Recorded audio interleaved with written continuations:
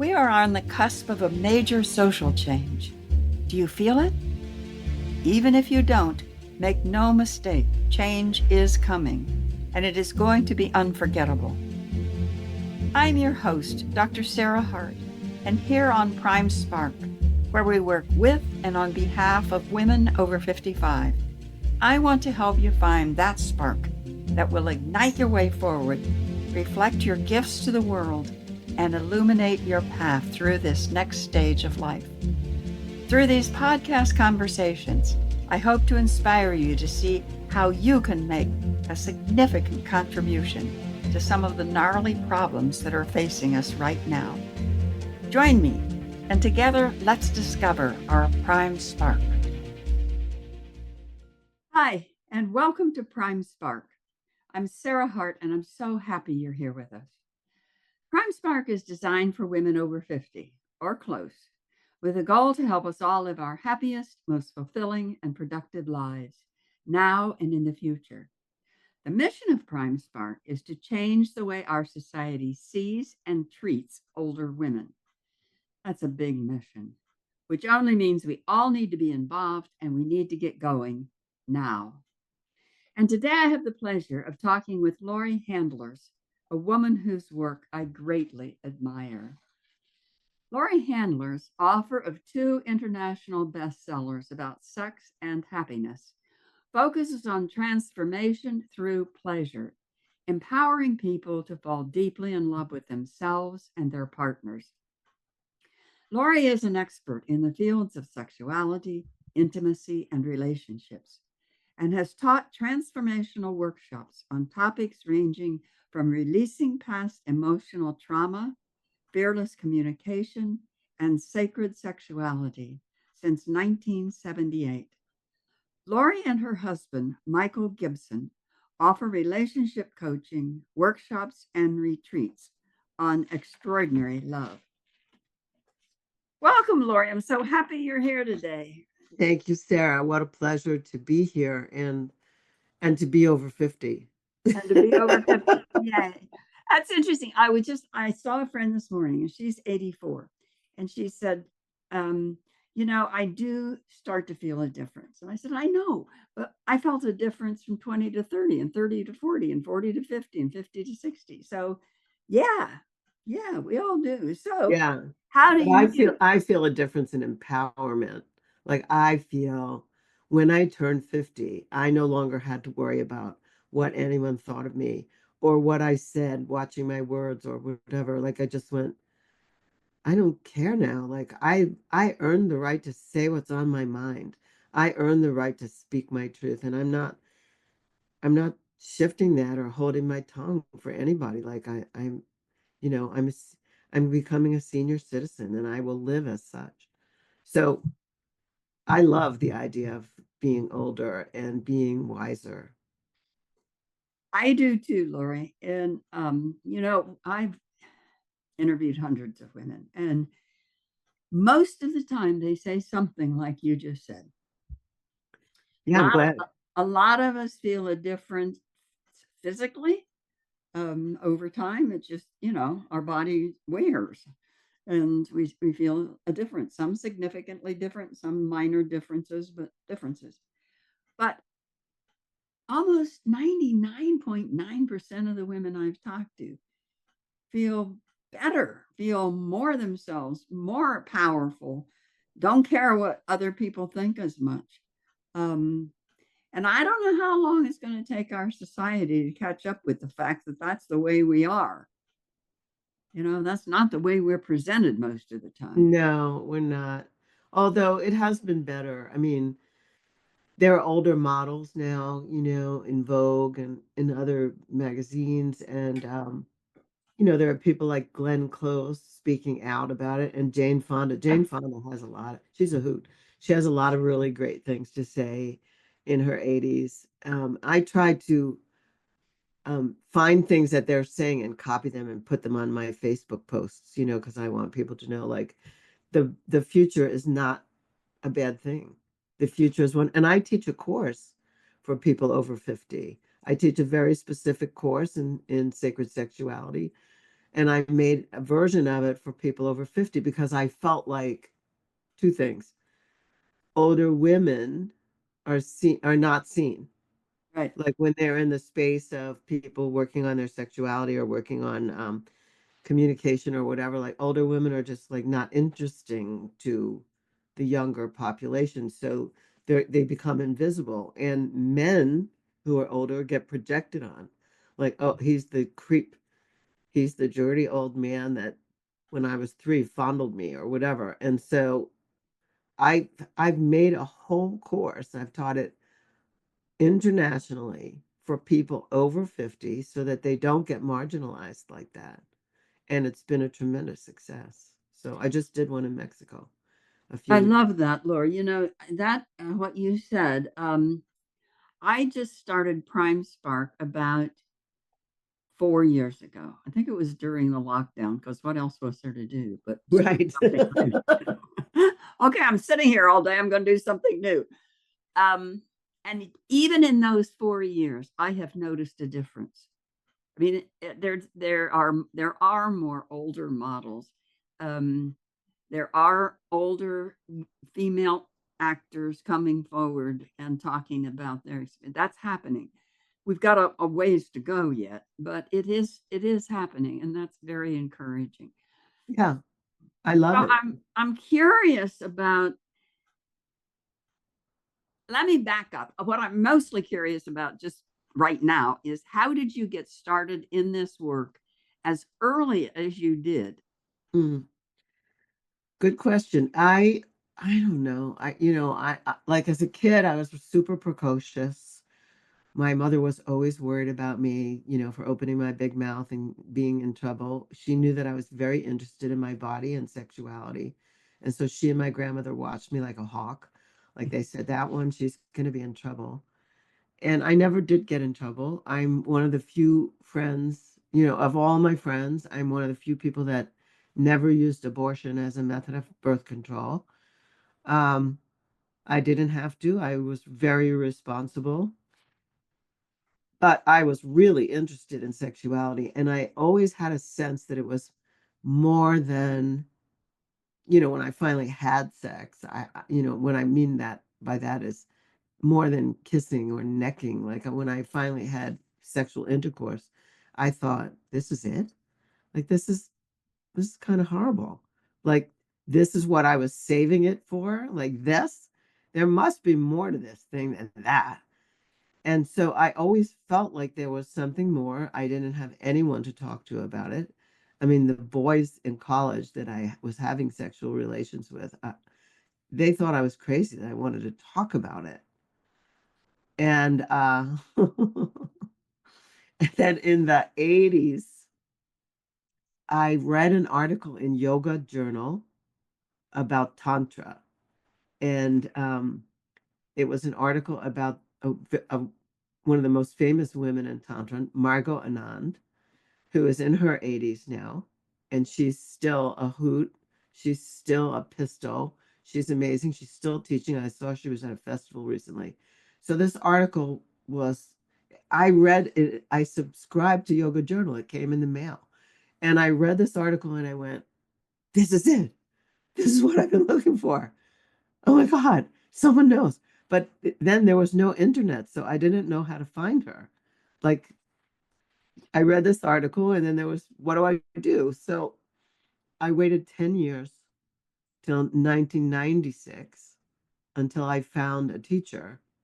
And I was already in the transformation space. I worked at Landmark Education. I I was very active in programs by Werner Erhard. I was very active in other things, like in other weekend workshops and anything transformational. I knew about emotional release. I knew about spirituality. I was into it all, but then I found Tantra. And I went to that course, and on day one, I went, "Oh my God, this is my life. This is it." So I went into training with that teacher, and then a couple of years later, I came out and said, this is it." Oh, but I'll just tell you the real back end of this. At the time, I was doing welfare to work programs under the Clinton administration. Like I was going into federal government agencies, state government agencies, and cities and training people who were welfare recipients to get off of welfare and really be able to stabilize, be presentable, get a good job, and stay in the job. And then George W. Bush was elected. And the week that he got elected, I went, oh, he took all those programs and he gave them to faith-based organizations. So he took the welfare to work and he gave it to churches. And I didn't own a church and I wasn't going to own a church. And I said, sex always sells. I'm going to be a full-time Tantra teacher. And I just put out my shingle immediately after that election. And that's it. So I always say to people that George W. did one good thing. I was just going to say, that's just a good example of something good comes out of anything, no matter how bad it is. No matter how You bad it just is. have to keep looking. So, not to get too political right now, boy, I tell you, I'm looking for the what one good thing is coming out of this. Yeah, Oh, and that's some, and you'll see there is gold to mine. You just have to get, people who are like really like saying mea culpa need to like stop that and start looking for some gold to mine. That's it. yes, yes, Yeah. I agree. Say the name of the teacher one more time so people can hear it. The teacher that I read about was Margot Anand, and the name of my teacher was Bodhi Avanasha, and they're both brilliant women. I don't know if Bodhi is still teaching, but I know Margot is. Margot Anand, Anand. Ananda in Sanskrit means bliss. So she's French woman, Margot. She took the name Margot Bliss. I love it. Yeah. So you must do things that are really rewarding to watch. I mean, you watch people, but can you think of what are the things that you do in your work now that actually give you the most satisfaction? Oh my God, so much. I mean, I'm 77 and I'm still going strong. I wouldn't even think of retiring. My work has, gives me the opportunity to see people transform before my very eyes, like in a week's time, sometimes in a weekend's time. So I work with individuals, and the individuals get to shift their whole belief system, whatever they believed about themselves, where their limits were. They get embodied. They get to rid themselves of shame, fear, and guilt about having a body. They get to see that their creativity comes from their whole body, not just their mind, and that sexuality, sex itself, sexual energy is their creative life force. It's not mind driven, it's actually second chakra driven, so they say. I get to see that. And in my couples work with my husband, who, by the way, we're newlyweds, we are married a little over a year.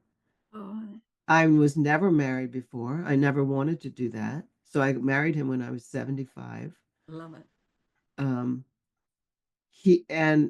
we've been together 10 years though, and our work with couples allows us the privilege, I'm going to say, to see couples find a way to work out that which would pull them apart. They get to see how they can fix things in a really systematic and easy way, and they get to refall in love. We think extraordinary love is just a little extra than ordinary. And we also think that couples are an endangered species because nothing in our life has taught us how to be with the one that we love. Like nothing. The only thing that we were told was that we would meet the right one and we would live happily ever after. We were brainwashed by Walt Disney, and there's no skills. We got taught algebra, geometry, social studies, foreign language, whatever. Reading and writing English, but we were never taught to say I love you, I mean it, and here's how I'm going to be accountable and back it up for the rest of my life. We were taught you just meet the one, whatever that is, and that's going to work. You're going to ride off into the sunset on a horse. and And that you you have don't on have to really work at it, no, because it is the love of my life. This is it forever, and right. it just is. And my love will see it through. And we have such a childish, um, romantic, uh, really, it's almost like a arrested development. We have a very childish notion of what love is and what it actually takes to be in a committed relationship and stay in love. And there's so many ways that it falls out. So Michael and I have just we noticed that we were different. He had been married before. I had been in many relationships. I hadn't been married though. And we started to take notes on what was different between us, what we were committed to doing with each other and speaking to each other about that was different from anything that we had ever been in. And from there, we put together our couples work. And we literally teach couples how to be extraordinary with each other.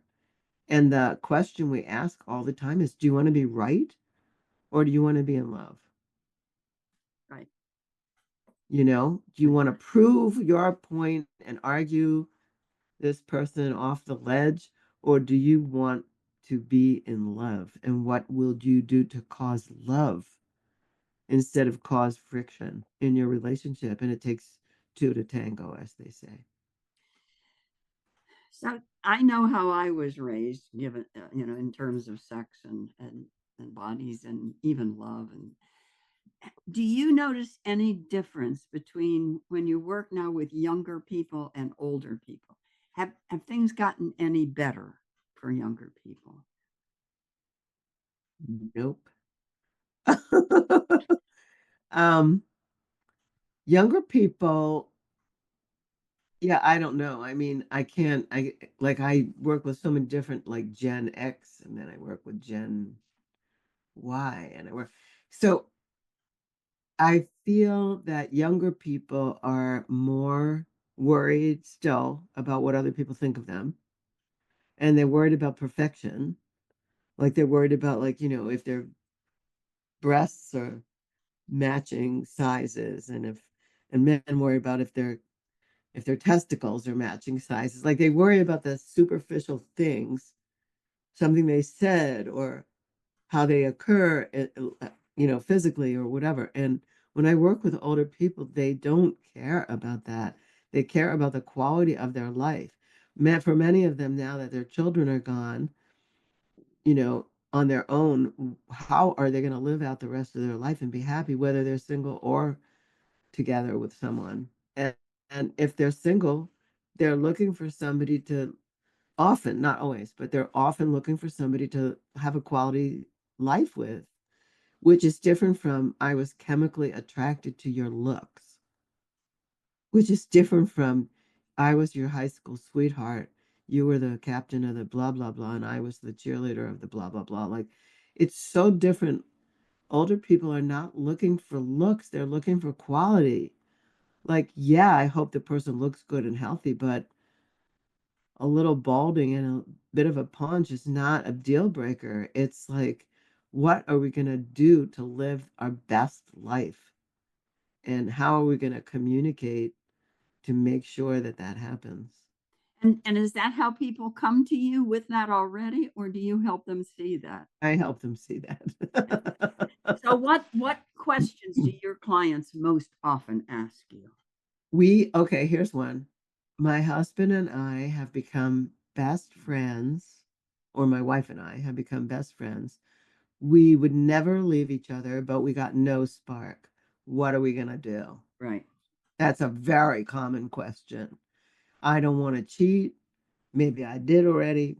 I don't want to do that anymore. I certainly don't want to hurt, but how can we re-spark something where we've neutralized our polarity and we've become best friends and we like sit in bed and they called it in 2004 there was an article in Newsweek called that was a cover story. It had someone with the clicker, the remote, and it had someone with a computer laptop on the lap in bed, and they called it DINS, double income, no sex couples. Oh, And that's I said to good. myself in 2004, I'm going to combat this. I'm going to do everything I can to fight against DINs. And so I have, so that's one question. Another question would be, how can we stop arguing? How can we stop what? Arguing. Right. How can we stop arguing? We love each other and we seem to argue over everything. We argue over our aging parents. We argue over the kids. We argue over our grandchildren. We just love each other to pieces, but we just can't stop arguing. I even know couples who keep score. Like they keep score on like, you did this and like you've done that 5 times. And couples are so crazy. So they come and they want to know like, how can we be in love? Like, how can like we really? We had a couple who sold everything. They were very, very, very successful in business. Money's not an object. They decided to travel around the U.S. and then maybe they'll do it in Europe too in a van, in a Winnebago kind of a thing. And they're fighting like crazy because they're together 24/7. They just like they're in a van with their dog. And they came to our class more than once. And they found a way to work it out. They found a way to slow it all down, not to get triggered by the same old stuff, not to like spin and react to each other, but actually how to like go, oh. So what you're saying is, I mean, I can't say what their names are, but I can say that they have a very famous fight called Burrito Gate, where they fought over a burrito. Whose burrito? Like, who ate the leftover burrito? And they brought it to us. We laughed so hard. I mean, we love these people, and we laughed so hard. We just went Burrito Gate. Oh my God! So you know, we really have people who love each other come and love each other more, learn how to love each other more, enough to slow down, not knee jerk react, but slow down, say, what is it you're really saying? Oh, you were hurt that I ate the leftover burrito. And like, instead of making a federal case out of it, like, what can we do? How can we solve this? How can you feel like you count? It's stupid stuff like that that No, it reminds me. I heard a woman sometime last year give a speech on it. I knew what she was going to say before she said it, and I was laughing out loud in the audience before she said it because she was talking about conflict in the home, and she picked up a roll of toilet paper, and she said the fights in the home about is it over or is it under, and I laughed so hard, and that's sort of like Burrito Gate. yeah, I mean, the craziest things we get dug in on. yeah, And it's not, I mean, is this true or not true? When you say we want to live each other more, they say we love each other. So it's we want to behave like we love each other the way we do. Is that exactly. true? Yeah. Oh, that's so good. I love that you reframed that. Yes, we want to behave like we love each other the way we actually do. We feel it in our hearts, but is our behavior matching that, or do we just get into a spin? What triggers us? I'll talk about myself. My I have a value, and the value is I don't like to waste food or throw food away, good food away. I like to not overbuy, but buy enough that we use it and then we replenish it. During COVID, everyone will everyone will relate to this. During COVID, the first time we went out shopping, so Michael and I were living together then, we weren't married, and we were living with a friend of mine, Bill.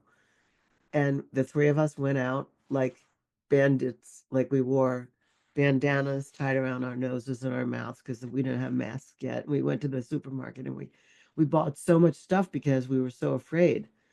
And there was no toilet paper, and so we bought everything so much. And we came home, and even though I had my big refrigerator and two small refrigerators in the house, one outside at the bar and one in somebody else's room. We didn't have enough refrigerator space to put in everything that we bought. And I got into a knee jerk panic attack because of my value. And I started speaking to them in what Michael calls a tone. Now, everyone has a tone. Um, they save it for the people they're the most intimate with, family members and lovers. Nobody else they would dare use the tone with, but the tone comes out with the people that we love the most. So Michael stood in the kitchen and he said to me, I have a boundary. I'm not going to respond to you if you speak to me that way. I couldn't even hear him. I just kept going, we don't have anywhere for all this food. What are we going to do? We have to take some back. Da, da, da, da. However, I was saying it, probably with much more New York, much more attitude. And he looked at me and he went, I'm not. I repeat, he raised his voice. I repeat, I'm not going to speak to you if you speak to me with that tone. And I stopped dead in my tracks and I went, oh my God, we have to have a signal. And so from then on, we have a signal called tone. He just nicely, with no English on the ball, says tone. And I go, oh, and then I catch myself being obnoxious. You know what I mean? I catch myself giving myself the liberty of being bad to someone I really love. So we just make a signal, tone. And with him, I do, and he has it in the car. He gets road rage. I go, cortisol. And then he stopped. Love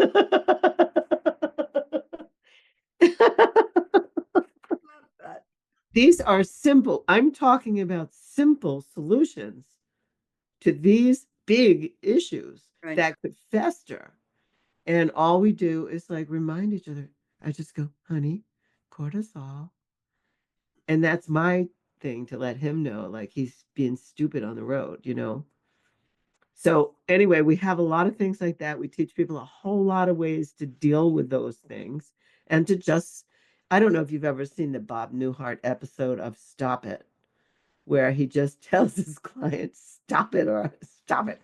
So we give people a lot of ways to stop it. Right. Just stop it. This isn't what you want. This isn't what you signed up for. This is what you saw your parents do or you saw it in the movies, and this is not. This doesn't work. It's ineffective.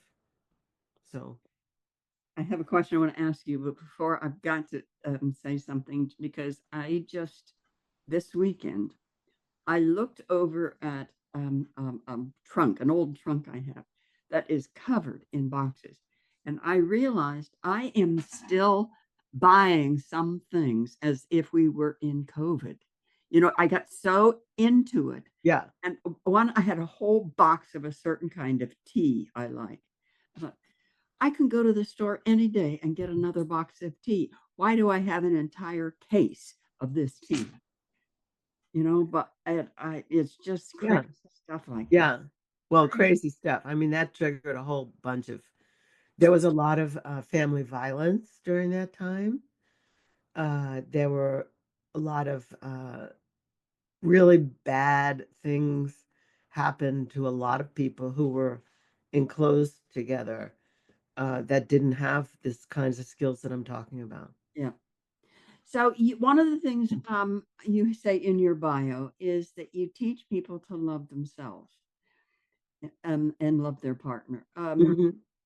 Does the love yourself come first or second Yes. or third, or where is it in the lineup? Number one. Why Number is one. Because if you don't have a full well, where are you getting the water from to water something else? Like you, to me, I've never understood why people looked outside of themselves to try and fill up their cup. Like if someone, we've been told it in all these songs, you know, and movies. Every rock and roll song is about, you know, you make me feel brand new. You know, I would die for you. I'll be watching you.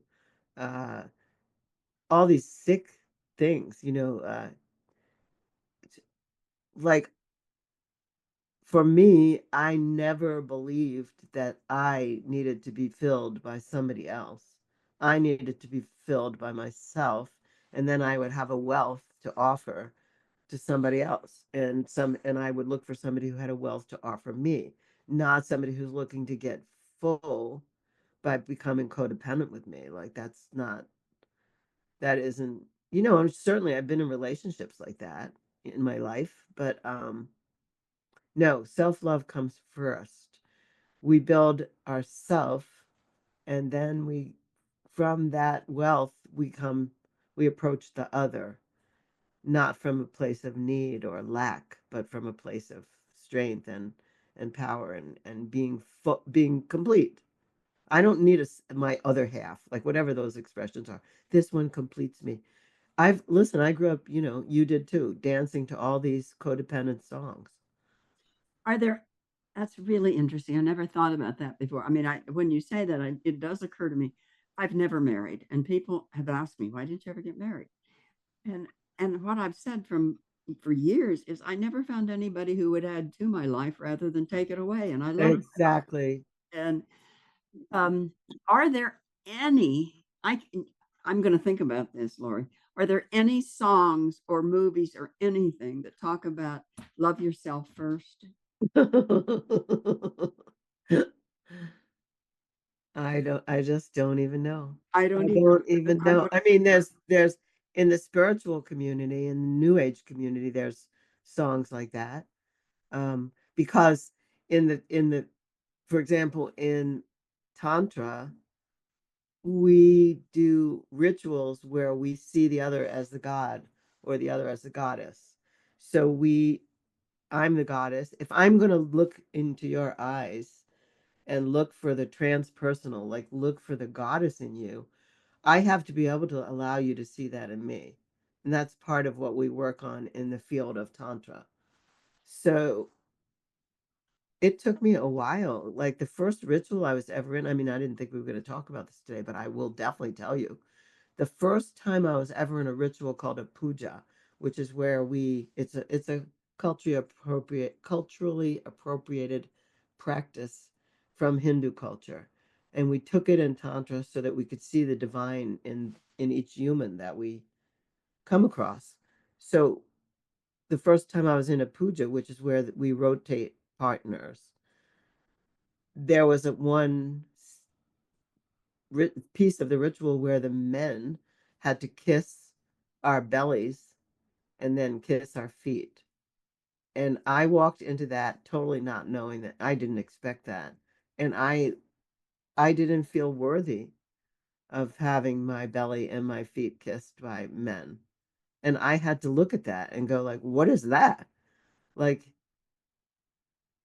nothing prepared me for that in my life. Um, and I had to start to assimilate that into my personality, like allow that someone would honor me so greatly that they would want to sit at my feet or be humbled by my presence for just being there, not because of anything I was particularly doing or saying. So that was a counteraction. I say that was a counteraction to everything I heard about, everything I read about, everything I was brought up. I mean, in my generation, I was taught to manipulate men, and I was taught that they would manipulate me. My mother would say, you're ready for the date? Don't go down. Stay up here for an extra half an hour. He has to learn to wait. And maybe that was her way of saying he needs to kiss your feet. But I didn't get it. Like I was ready. I wanted to go. I was like, Ma, I want to go out. Why does he have to wait a half an hour? What is this? Like the messages were so mixed. That is a wonderful story, Laurie, about the that first experience you had. I love that. That is so opposite from what we're taught. I Okay, cried my so eyes out. I cried and cried. Oh, and then wait, I'll tell you one more piece. I got to one of the stations of a man that I knew, and I didn't like him very much, but I was crying my eyes out from this piece of the ritual, and I said to him, "Wow, I feel like I'm dreaming." And he said, "Actually, no, you're out there is the bad dream, this is your new reality. And it was my new reality. I made it my new reality. I changed everything. Oh, so Laurie, what's next? What have you not done yet that you want to do that is next that you may get to, you may not get to, but it's still there in your mind? Well, we got another book coming. That's number one. It's called Sex and Happiness for Couples. Um, that's half done, but it's been on the back burner for a little while because we've been getting the courses off the ground. Um, and then I want to do speaking engagements. Like rather than spending a week with 50 or 60 people, I want to do really big keynotes and big speaking engagements. I've done a couple. I've talked to a couple of audiences of 1,000 or more about sex and super longevity. So, and I loved it. I was like, I couldn't see anybody, I this would think big, people would be breaking down the door to get in to hear that. yeah, it was great. I mean, yeah, I loved it. I asked for the house lights to come on so that I could actually see the people. And it was really fun. I did that in 2016 and 2017. That's what I want to do more of, Right. like reaching the masses, um, with speaking to them about possibilities that I know they never thought of. Right. Well, Yeah. this has been really good. We are at the end of our time. So, is there anything finally you would like to say about your work that I didn't ask you? I could tell people how to get in touch with me, but I also want to leave people with a message that is, um, you're more than what you think. Your mind is not necessarily your best friend. Your mind and your body together, your body, mind, and spirit make one unit. And there are beliefs that probably have blocked you your whole life and you're not even sure how to like look at them, but it's not that hard. You don't have to get another college degree. You don't have to get a graduate degree. You don't have to get a doctorate. Like you just have to find out where to find out about this. And But you I'm are a one of the believer. places to find out about That's it. right. So, how can That's right. people get in touch with you? They can go to my website, lauriehandlers.com. I'll spell it LaurieHandlers.com. They can sign up for my Inner Circle, which is my membership portal, where I do things for couples, I do things for singles. I have 3 films I've starred in, those are on there. Lots of things are going on in there. And they can write to me on Facebook or Instagram or even LinkedIn. And if they heard anything that made a, like, ooh, like an ooh in them, they should get in touch with me. I would love to hear from them. I love that. Did any of you hear an ooh? If you heard ooh, then you need to get in touch with Laura. That's great. So great, Sarah. Thank you. Oh, Thank you you're for welcome. interviewing Thank me. you. Thank you so much. This is great fun. So that's our time today. Please join us again. You can find our Prime Spark podcast on every popular outlet. Find out more about Prime Spark at primesparkwomen.com. Thank you so much to my guest, Laurie Handlers. And don't forget, you can find her at Laurie Handlers, LaurieHandlers.com. Thank you for being with us. Take care, spread tolerance and love. Bye bye. Thanks for listening. If you enjoyed today's episode and would like to stay updated, you can head over to my website, primesparkwomen.com, and get my free Spark Guide, 7 questions to ignite your spark, to help you discover your own spark. See you in the next episode.